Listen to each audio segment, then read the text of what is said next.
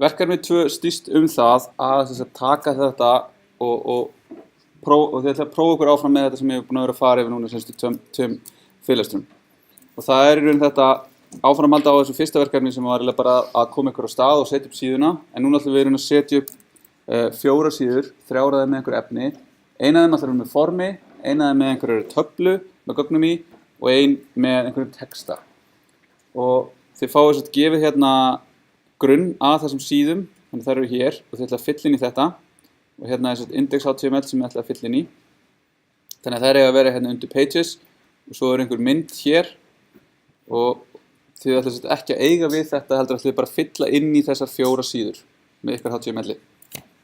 Og fyrir hverja þessum síðum ætla þið að hafa snyrtilega uppsettan kóða þar sem inndráttur er samræmdur, nýta merkingafræðilega viðeigandi element, vera villulaus ef hún er prófað með HTML validator og vera án aðgengisvilla ef hún er prófað með Wave. Þannig að það er raun að keyra í gegnum þessar þjónustur sem við vorum að skoða þaðan. Og síðan ætla þið að setja þetta upp á heimasvæðinu eins og verkefni 1 og þið ætla að hafa valmynd á öllum síðum. Og síðan sérstaklega fyrir hverja síðu þá ætla þið að hafa form sem ætlar að taka við þessum hérna upplýsingum. Og það er eitthvað notendanafn sem er texti sem krafist er. Þannig að það er eitthvað input, type text, required, label utanum og þið setjið notendanafn inn í labelið. Netfang og svo framvegis. Svo spurningar hérna eitthvað, radiolisti, dropdown listi, checkbox og athugasemd. Þannig að við erum að checka öllum þessum elementum sem við erum búin að skoða. Og svo takki til að senda form á og það er hérna button. Það er ekkert að keyra eða gera neitt, ég er ekki að fara að útfæra neitt eitthvað sem tekur við þessum gögnum, það er bara að fara að setja upp formið. Síðan er það tabla, þar sem við erum með áfangana úr tölvunarfræðideildinni og þær eru hér í þessari töflu hérna. Svona komma, reyndar semi-comma separated lista. Þannig að þið ætla að taka þetta hérna og varpa þessu yfir í töflu með þessu hérna sem fyrirsögnum á rauðunum, dálkunum. Og síðan að lokum ætlum þið að taka textan sem er hérna í text.md sem er skrifaður í Markdown og þið ætla að þýða hann yfir í HTML. Og þá getið þið lesið skjölununa fyrir Markdown. Það er ein leið til þess að leysa þetta verkefni, til þess að handfæra þetta yfir. Og þið ætla að setja fyrir ofan hérna eftirfarandi texti er fengið úr Prótín Gutenberg, þar sem Gutenberg er slóð og þetta.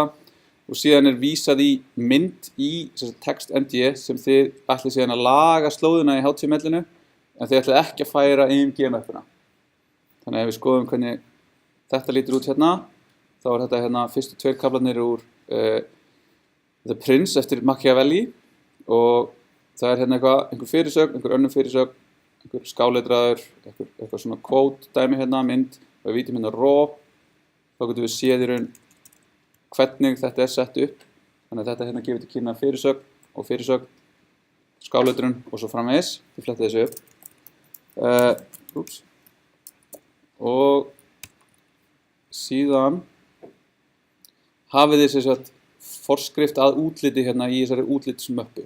Þannig að þá getum við farið hérna og skoða svona eftir þetta form lítið út. Og ákvæða þetta ekki form. Þetta er bara eitt flott þetta form sem ég sé. Og tablan. Vá. Þannig að þetta þarf ekki að líta vel út og þetta á bara að líta illa út, þú veist. En þetta er samt nothæft. Þannig að sjáu þið að þið getið lesið út cirka sömu upplýsingar og þið sáuð í hérna Markdown skjalinu eins og það er ekki hér, heldur hér.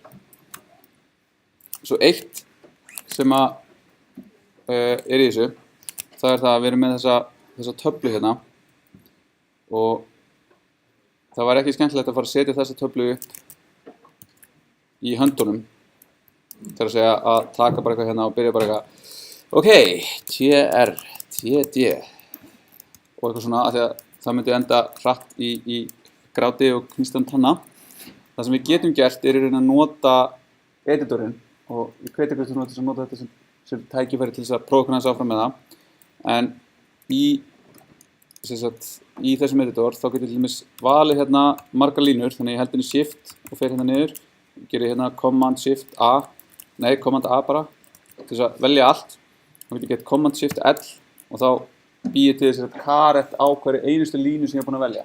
Þannig að núna er ég ekki bara með, þú veist, einn svona, þetta get ég gert eitthvað svona ha ha ha ha ha ha og hérna, en ég get líka breytt hlutum, þannig að ég get sett hérna, ok, þetta á alltaf verið inn í TR, þannig að ég skrifa bara hérna TR, Enter, Tab, TD, fyrir á enda, TD,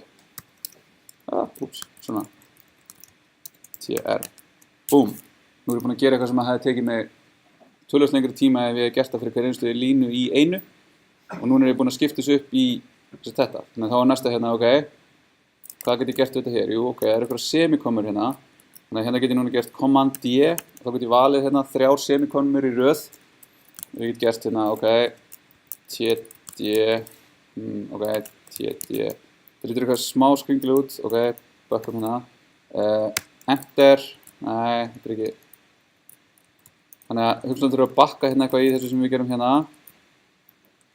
og, langt, og við ætlum að finna hérna alla semikominnar og þá getum við gert hérna slaufa F, finna hérna þetta og þá getum við gert hérna og replace þessu með einhverju, ok, hverju viljum við replace þessu með? Við getum replace þessu með þess að TD, þá getum við prófa það, replace all, boom, settum við inn fyrir hverja einustu semikomu þennan textabút, þá séum við svona, ok, þetta er ekki vel indreið, þannig að þá getum við bara hérna command seta, undo þetta, við getum gert hérna \n sem er tákn fyrir new line, og ef við kveikjum hérna á þessu hér, sem heitir use regular expressions, þá mun ritillinn okkar túlka þetta sem línubil en ekki sem í raun stafinn stafinn n. Þannig að ef við gerum þetta svona og gerum svona, þá fáum við bara fullt af einhverju /n, en ef við kveikjum á þessu og keyrum þetta, þá fáum við línubilið hérna. Þannig að þá, í raun núna erum við búin að breyta þessu í eitthvað svona, þetta er ekki alveg nógu gott, svo líka 2 bil hérna. Ok. Þannig að núna er komið eitthvað svona form á þetta þannig að þetta fara að líta út. Þannig að með því aðeins að leika ykkur áfram með þetta, það sem að getur verið gott að gera þegar maður er að taka bara nokkra línur í einu, kannski bara 2, og reyna að finna út úr því hvernig get ég gert eitthvað svona með þessu til þess að koma þessu í það form sem ég vil. Af því að það er ekki alltaf bara þannig að þegar við erum að forrita þá séum við einhvern veginn að skrifa forrit sem við myndum að gera þetta, það var líka hægt að gera. En við getum líka bara beitt tólunum okkar þannig að við séum að leysa verkefni. Slaufa F eða bara hérna upp í View og Edit fyrir ekki Find eða Find and Replace. Og þetta er eitthvað sem við getum kíkt yfir líka í dæmatímum og þau munum fara í eitthvað svona smá æfingar hérna. Command A, Command Shift L.